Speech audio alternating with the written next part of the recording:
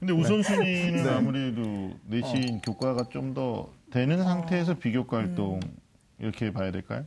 굳이 뭐 우리가 이거 우선순위 따질 필요 없는 거긴 하죠. 네, 사실 우선순위 따지기가 진짜 어려운 부분인데요. 네. 근데 보통 이제 교과 활동 열심히 한 친구들이 비교과도 잘 되어 있긴 해요. 네.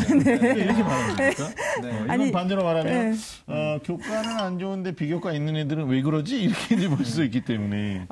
그래서 이제 우선순위를 따지기가 가장 어려운 부분이 항상 뭐가 중요하냐. 네. 근데 이제 기초학업 역량적인 측면에서 대학교에 오면 수업을 따라갈 수 있어야 되잖아요. 그쵸. 네, 네네. 그래서 이제 옛날에 뭐 입학사정관 제도일 때는 사실 비교과 활동에 더 초점을 맞추고 포트폴리오를 만들고 이런 부분에 초점을 맞췄다면 네. 지금은 사실 모든 대학에서도 아마 교과를 안 보지 않는 게 아니다라는 얘기를 할 거예요. 그래서 네. 교과는 당연히 기본적으로 학교 생활을 좀 열심히, 공부는 열심히 해줘야 되는 거죠. 기초적인 학업 역량을 좀 갖춰야 되는 부분이 있을 것 같고요. 예.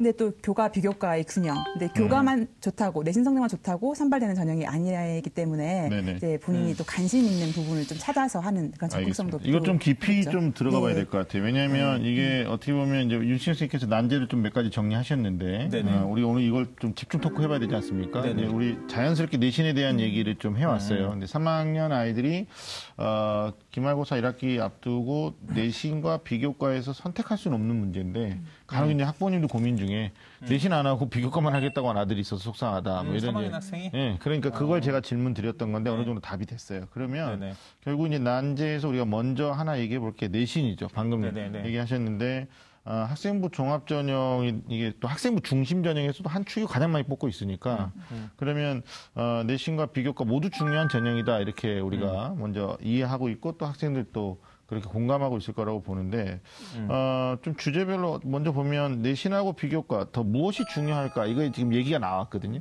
네네. 네, 그러면 이 부분에 대해서 우선순위를 우리가 지금 뭐 굳이 줄세기 형태로 할 필요는 없는 건가요? 어떻게 저는 개인적으로 뭐 결론 좀 이따 말씀드리겠는데 간해보겠다. 한번 네가 먼저 말을 해봐. 학교 현장에서 아니 지금 공교육, 사교육 그다음에 대학의 입학사정은 당사자니까 굉장히 이런 방송 쉽지 않아요. 사실 이게 논리적으로 생각하면 이상한 게 하나도 없어요.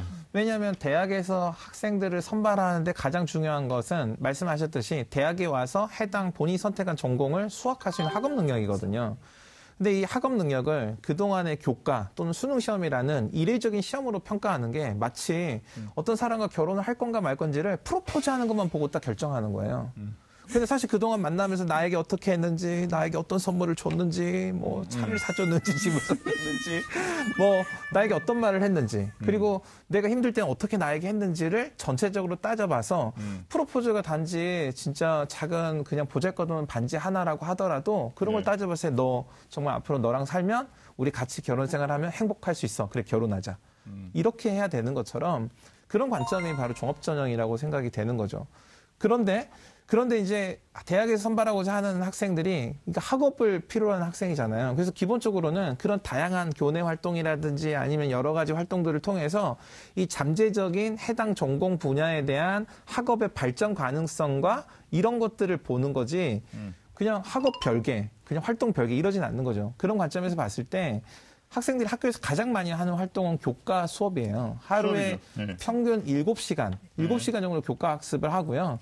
1시간에서 2시간 정도를 창의적 체험 때 비교과 활동을 하죠. 그럼 당연히 이거 논리적으로 봤을 때 교과 학습이 다른 활동에 보다 우선 기본적으로 중요한 활동이다라고 이해하는 게 맞는 거죠. 교과를 네. 좀 더 주되게. 그렇죠. 근데 교과 성적을 단순 평균 등급으로 보지 않잖아요. 네, 그렇죠. 네. 주로 성적 추이 많이 보시나요? 어떻게 성적 추이도 보고요. 네. 이제 뭐 평균과 편차 등을 보고 수강자 수도 봐요. 그래서 네네. 뭐 사실 그리고 뭐 세특이라고 이제 세부능력 특기사항이 있죠. 네. 그래서 교과 수업 시간에 어떻게 수업을 하고 참여를 했는지, 네. 활동을 어떤 식으로 했는지, 물론 이 부분은 이제 선생님들이 좀 상세히 써주셔야 되는 네네. 부분이긴 하지만, 그렇죠. 예, 그런 부분들까지 좀 연결해서 교과를 평가를 하고 있습니다. 그러니까 내신 등급만을 딱 보는 게 아니라. 네. 그러니까 이 세특이 줄어들어가지고 세특 하는데 사실 이게 개인별 세부 능력 특기 사항이에요. 그러니까 사실 교과 학습이라는 것은 교육부가 정한 이 교육과정에 따라서 진행되는 거니까 모든 학생들이 같은 교육과정을 배우는 거예요.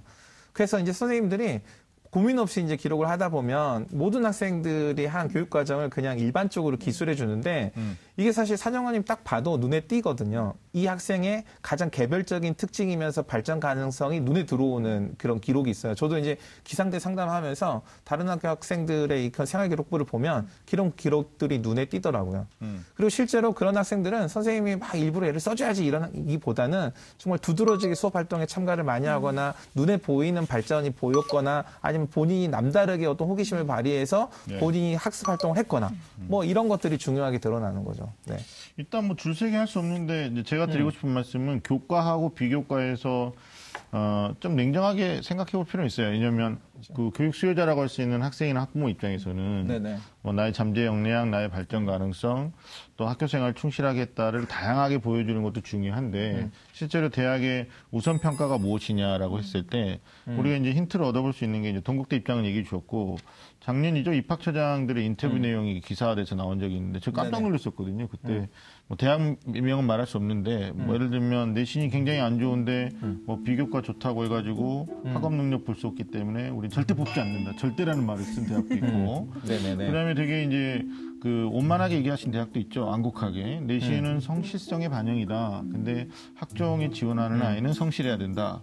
그러니까 그 말은 뭐냐면 내신이 되지 않으면 일단 기본적인 자격은 좀 어렵지 않겠느냐. 그다음에 또 세 번째 형태의 대학들 어떻게 또 인터뷰해 주냐면 특정 과목만 잘해서는 학업 역량이 우수하다고 볼 수 없다. 그러니까 고르게 모든 과목에서 어떤 성취도를 끌어올린 학생들을 우리는 더 선호한다. 이게 이제 제가 말씀드린 대학들이 서울에 있는 15개 대학 이내의 대학 입학처장들의 교과에 대한 입장이었어요. 그러니까 이걸 이제 받아들이는 학생들의 학부모 입장이 그런 거죠. 학교생활 충실도를 주되게 평가하는 학생부 종합에서 내가 교과가 안 좋으면 그러니까 이제 그런 질문들이 자연스럽게 가는 것 같아요. 수순별로 입학사정과 만나면 내신 몇 등급이어야 돼요. 이런 질문이 나오는 거죠. 학생들은 궁금하죠. 왜냐하면 입시 업체에서도 가이드 할 때 일단 그거부터 가이드가 되니까요. 교과에 대한 부분이 솔직하게 얘기해 주시는 것 같아요. 물론 이제 한양대학교는 솔직하게 얘기했어요. 뭐 내신 등급이 낮아도 선생님의 코멘트나 아니면 수상 실적 등에서 학업 역량이 우수하다고 평가하면 뽑을 수도 있다. 뭐 이렇게 인터뷰해 줬는데 어떤 학생이 그러더라고요. 공부 안 하는데 선생님이 코멘트를 좋게 안 써주고요. 뭐 공부를 못 하는데 교내대회 나가서 상을 받을 일이 없어요. 이렇게 말하니까. 근데 그 입학처장들의 그 말씀이 그냥 그걸 기계적으로 들으면은 학생들이 오해할 수 있는 여지가 있는 게 아까 답을 주시긴 했거든요. 그러니까 학생들의 단순한 내신의 결과만 보는 게 아니고 평균이라든지 편차도 따지고 그다음에 그 집단이 가지고 있는 특징도 따지는 거죠. 그러니까 어떤 우수한 집단 안에서 산출된 결과와 그냥 평범한 집단에 산출된 결과를 동일하게 보지 않는 거잖아요. 근데 제가 여쭤보고 싶은 게 이런 건데 성적 추이라는 게 학기별 성적 추이 또 학년별 성적 추이가 다 나와요. 근데 지금 현재는 이제 문이과 구분이 돼 있어서 고 1학년 때는 계열 선택이 안 돼 있으니까 분모 수가 많죠. 그래서 내신 등급을 득점하기가 쉬운 학년인데 2학년 올라가고 3학년까지 유지되는 과정에서는 이제 만약에 우리 학교가 10개 클래스가 있는데 뭐 문과가 적은 학교다. 그러면 이제 문과 아이들끼리만 경쟁하는 과목에서는 등급을 유지하거나 상승시키다는 게 굉장히 어려운 일이거든요. 이런 질문도 있어요. 1, 2학년 때는 내가 내신을 폭망했었는데 만약에 이거 3학년 때 좀 끌어올리면 그러니까 뭐 이런 친구 있다는 거죠. 학교에 실제로 강서구인데요. 내신이 4등급 때에서 1학년 때 시작한 거예요. 근데 얘가 이제 2학년 때 3등급 가고 3학년 올라가서 뭐 2등급 정도 가니까 추이가 좋잖아요. 근데 이러면 이런 학생들은 실제 대학에서 어떻게 평가하는지. 제가 이건 그 입학사정관님 오셨으니까 우리 정확하게 물어보죠. 이런 기회가 또 있지 않잖아요. 내가 지금 물어보는 거예요. 아니, 제가 좀 더 정확하게 물어보려고. 그러니까. 그러니까 3명의 학생이 지원했다고 가정을 했을 때 첫 번째 1번 학생 처음 1학년 1학기 때부터 5등급, 4등급, 3등급, 2등급, 1등급인 학생이 있고요. 올라간 학생. 1학년 때부터. 그 다음에 두 번째 2번 학생은 1학년 들어왔을 때부터 2등급, 2등급, 2등급, 2등급, 2등급인 학생이 있고요. 그 다음에 3번 학생은 2등급, 3등급, 4등급, 2등급, 1등급인 학생이 있다면 너무 빨랐어요. 2등급, 4등급. 그러니까 내려갔다가 올라갔어요. 질문이 어려운 거야. 그러니까 이게 분명하고 어차피 자막으로 해줄 거니까. 그러니까 이렇게 계속 올라간 학생, 그다음에 계속 유지하는 학생, 한번 내려갔다가 올라간 학생, 이 세 가지 학생이 있다고 한다면 많을 것 같은데. 네, 그러면 그렇죠. 셋 다 긍정적으로 평가를 하죠. 네. 그러면 그 중에서 쭉 하락. 하나는 최악이죠. 고른다면. 쭉 하락은 최악. 하나만 골라주세요, 제발. 아니, 하나만 고른 게 아니라 그 중에 가장 네. 높게 보는 학생. 사실 뭐 이것만 가지고 네네. 저희가 뭐 얘한테 S를 줘야 되겠다. 얘는 올랐으니까 뭐 똑같으니까 뭘 줘야 되겠다라고 네네. 판단을 하는 기준이 되진 않아요. 근데 참고를 할 수는 있는데 사실 네. 이 세 가지 부분 다 모두 오케이예요. 진짜 이건 괜찮은데 사실 꾸준히 좋게 유지되는 학생이 가장 좋아요. 그래, 쭉. 그거라니까. 네, 요렇게 가장 처음부터 좋고. 잘하고 끝까지 잘하는 애가 중요한 거야. 네, 그렇죠. 처음부터 쭉 잘하는 학생이 가장 좋고. 그럼. 왜냐면 상승 곡선은 처음부터 너무 좋은 학생은 오를 데가 없잖아요, 사실. 네네, 맞아요. 그래서 이제 2번이 가장 제가 뭐 이게 이 학생 무조건 S다 이게 아니라 네, 그 학생이 가장 가장 좋은 어여쁘다. 케이스. 이렇게 얘기하는 거. 그러니까 저는 조금 관점이 다르거든요. 아니, 1번 그거는- 학생인가요? 아니, 여기서 3번인가요? 교사시잖아요. 평가하시는 분이 아니니까. 아, 근데 저희 네. 3번 케이스를 좀 말씀을 드리고 싶은데 이 질문을 가장 많이 해요. 네네. 3번 케이스. 네. 그러니까 내려갔다가 N자예요. 올라가. 이게 N자예요. 폭망한 거죠, 중간에. N자인 성적. 근데 보통 2학년이 되면서 많이 내려가요. 많이 내려가요. 처음에 선생님 네네. 말씀하셨듯이 그 왜 계열이 나뉘어지고 맞아요. 네. 수강자 수 줄어들고 그러면 네네. 당연히 등급이 내려가는 부분. 이 부분은 근데 저희 평가위원들 사이에서도 네. 다 공유를 하고 있어요. 이 부분은 감안을 하는 거죠. 그래서 1학년에서 2학년이 내려갔을 때 이 부분은 하락한 걸로 많이 보진 않아요. 그래서 여기서 이제 그다음부터 계속 내려가면 문제가 되는데 거기서부터 이제 올라가면 오케이인 거죠. 얘는 대단한 의지가 있는 애다. 네, 그래도 뭐 열심히 이렇게. 해서 2, 3학년 때는 네네. 또 올려서 유지를 했구나. 그러니까 네. 긍정적으로 평가가 될 수 있는. 계속 하락한 애는 퇴보 가능성이니까 안 뽑는 거고. 계속 하락은 사실 좀 문제 어떤 긍정적으로 이유로도 설명이 안 될 것 평가되기는 같아. 조금 어렵죠. 예. 네. 그러면 이런 건 되나? 뭐야? 또 뭐가 또 있나요, 아니, 새끼가? 2, 3, 4, 5, 1! 아, 일로 아, 2, 가는. 3, 4, 5, 1. 이 학생도 그래도 뭐 어쨌든 네네. 열심히 한 거니까. 네. 네네. 근데 열심히 했는데 너무 늦게 열심히 해가지고 이거, 혈기를 주는 이거 거야. 사실 불가능하게 뭐 이런 거 아니야. 평균적인 등급이 좀 네. 낮겠죠, 이 학생은. 그러니까 평균이 맞아요. 낮은 거야. 네. 그럼 뭐 이런 개심죄 적용, 너 하면 할 수 있는 놈이었는데 왜 이렇게 그동안 안 했어? 뭐 이렇게 돼버린 거 있기 때문에. 근데 제가 이렇게 학교에서 현장에서 지도하다 보면은 의외로 내신 성적이 좋은데 떨어진 학생들이 있어요. 종합전형에. 근데 그 학생들 공통점이 뭐냐면 일정 수준의 성적은 계속 유지하는데 특이점이 없는 거죠.